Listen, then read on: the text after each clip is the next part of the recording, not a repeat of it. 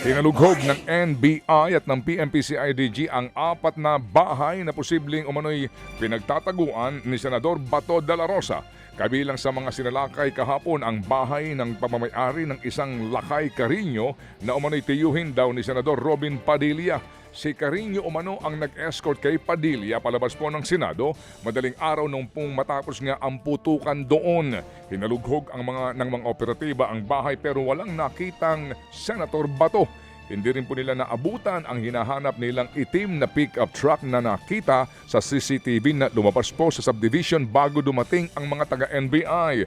Bukod sa bahay ni Carino, 3 pa pong bahay na hinihinalang umano'y pinagtataguan ng senador ang sinalakay ng mga operatiba.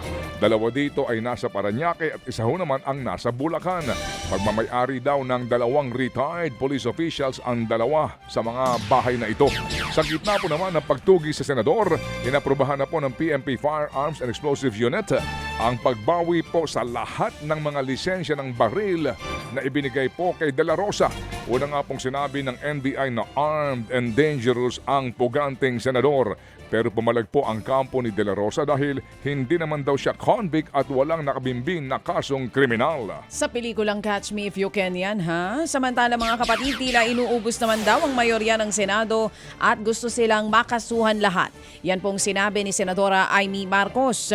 Matatanda ang dawit sa mga iskandalo ang ilang miyembro ng mayorya ni Senate President Alan Peter Cayetano. Nagtatago at tinutugis ngayon ng mga otoridad si Senator Ronald Bato de la Rosa dahil pa rin sa kanyang arrest warrant sa ICC.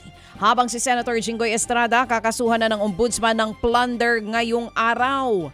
Iniimbestigahan din ng ombudsman sa kasong plunder si Senator Chis Escudero dahil nga sa pagkakadawit sa umano'y kickback scheme ng flood control scam.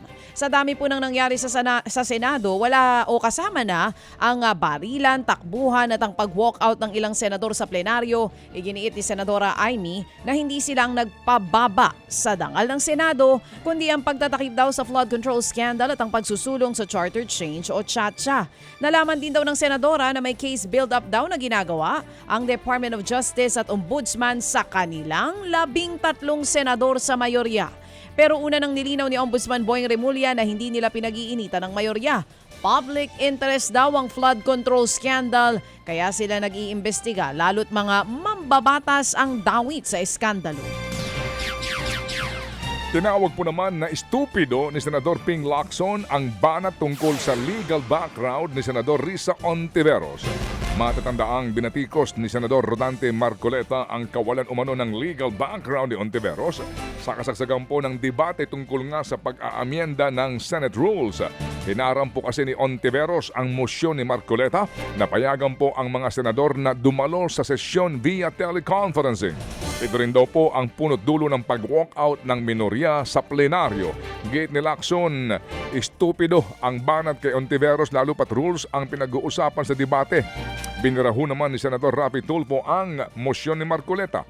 Bakit daw nila pinapapayagan ang sinumampong senador na mag-online dahil nagtatago kung nagpapakahirap pong pumasok sa trabaho ang mga pangkaraniwang empleyado? Narindigan po naman si Senador Tito Soto na dapat daw po sundin ang rules ng Senado kung saan papayagan lamang ang teleconferencing sa sesyon kung merong National Emergency o Force Majeure. Samantala, sisimula na po sa November 30 ang paglilitis ng International Criminal Court sa dating Pangulong Rodrigo Duterte. Para po ito sa kasong Crimes Against Humanity na isinampa laban sa dating Pangulo na nag-ugat sa kanyang madugong drug war.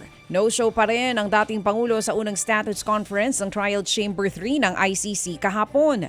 Kaya si Attorney Peter Hines pumalit kay Attorney Nicholas Kaufman ang humarap para kay Digong.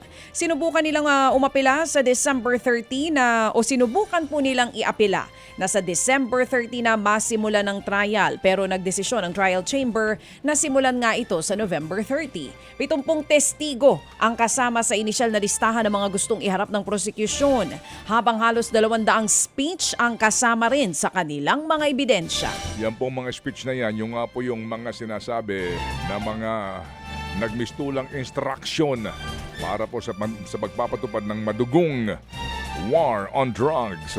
Muli po namang binalik sa search and rescue ang paghahanap sa mga natabunan ng gumuhong gusali doon sa Angeles City, Pampanga.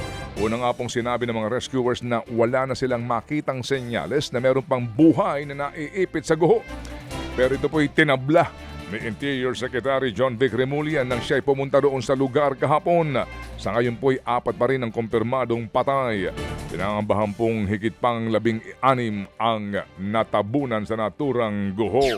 Mga kapatid, patuloy po kayong tumutok sa 105.9 True FM para sa totoong balita, impormasyon, music and entertainment. Mag-subscribe sa aming YouTube channel at podcast at sundan nyo kami sa Facebook, Instagram, X at TikTok sa True Network PH. Bisitahin din po ang aming official website, truefm.ph. At panoorin din kami sa True TV Signal, Channel 19. Kami po ang 105.9 True FM.